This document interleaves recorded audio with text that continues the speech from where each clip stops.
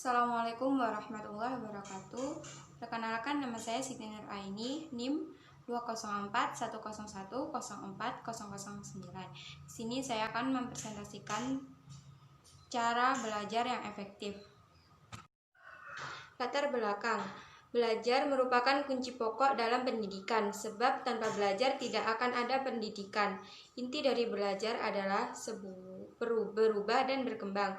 Dengan belajar, individu dapat berkembang dan meningkat atau menaikkan derajat hidupnya. Belajar adalah perubahan dalam diri individu sebagai akibat dari pengalaman, di mana pengalaman tersebut dapat berupa proses penyesuaian diri dengan lingkungannya. Keberhasilan proses belajar di mana pengalaman yang ia dapat akan menjadi perubahan tingkah laku dan perubahan pola pikir.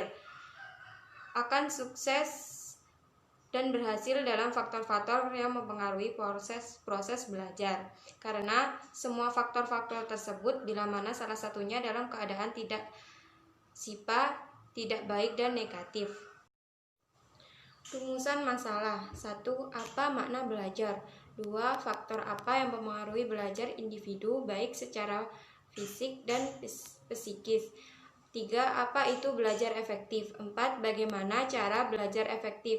5. Bagaimana peran konselor dalam menghadapi masalah belajar pada siswa? Tujuan. 1. Agar mengetahui makna belajar. 2. Agar mengetahui apa faktor yang mempengaruhi belajar individu. 3. Agar mengetahui apa itu belajar efektif. 4. Agar mengetahui cara belajar efektif. 5. Agar mengetahui peran konselor dalam menghadapi masalah belajar pada siswa.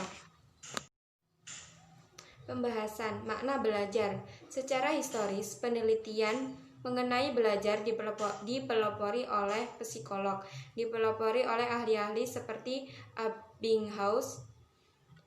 Banyak psikolog membuat pengakuan eksplisit bahwa belajar merupakan hal sentral dalam mempelajari tingkah laku.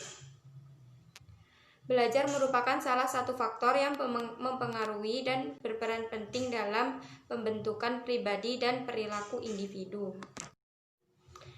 Belajar efektif. Setiap siswa di sekolah sudah tentu ingin mencapai prestasi belajar semaksimal mungkin. Prestasi belajar yang maksimal merupakan jalan yang dapat memudahkan proses kelanjutan studi dan pencapaian cita-cita. Akan tetapi, usaha untuk itu tidak selalu mudah. Tidak sedikit siswa mengalami berbagai hambatan atau kesulitan dalam proses belajar mereka. Hambatan atau kesulitan belajar tentu saja dapat mengakibatkan kegagalan dalam mencapai prestasi yang maksimal. Lebih dari itu, kesulitan tersebut akan mengakibatkan mereka gagal total dalam mencapai indeks prestasi maksimal. Cara belajar adalah kegiatan-kegiatan belajar yang dilakukan dalam mempelajari sesuatu.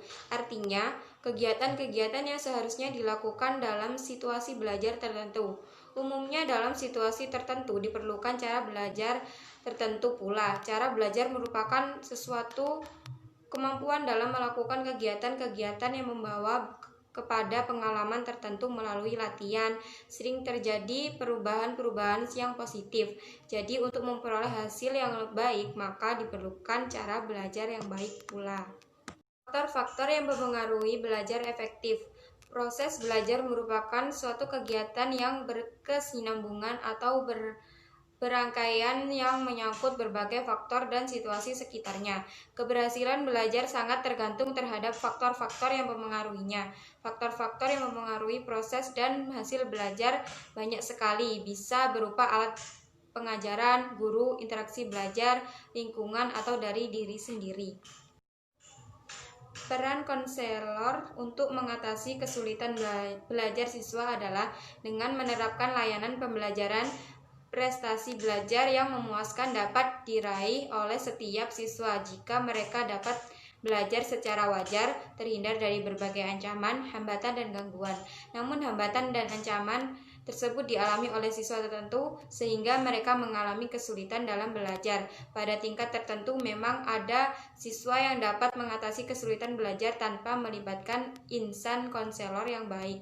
Tetapi ada kasus tertentu siswa belum mampu mengatasi kesulitan belajarnya, maka bantuan konselor sangat diperlukan oleh siswa.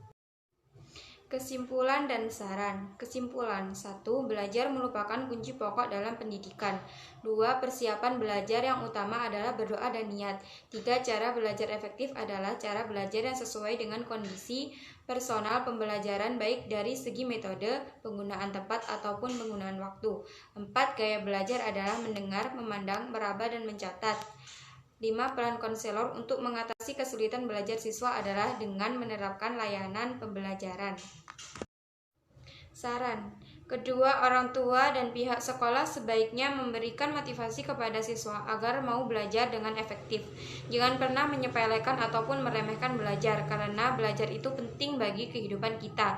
Jika kita tidak belajar, kita tidak tahu apa yang ada di sekeliling kita. Seringlah mengulang mata pelajaran yang telah disampaikan oleh guru di sekolah. Sekian dari saya. Bila ada salah kata, mohon maaf. Wassalamualaikum warahmatullahi wabarakatuh.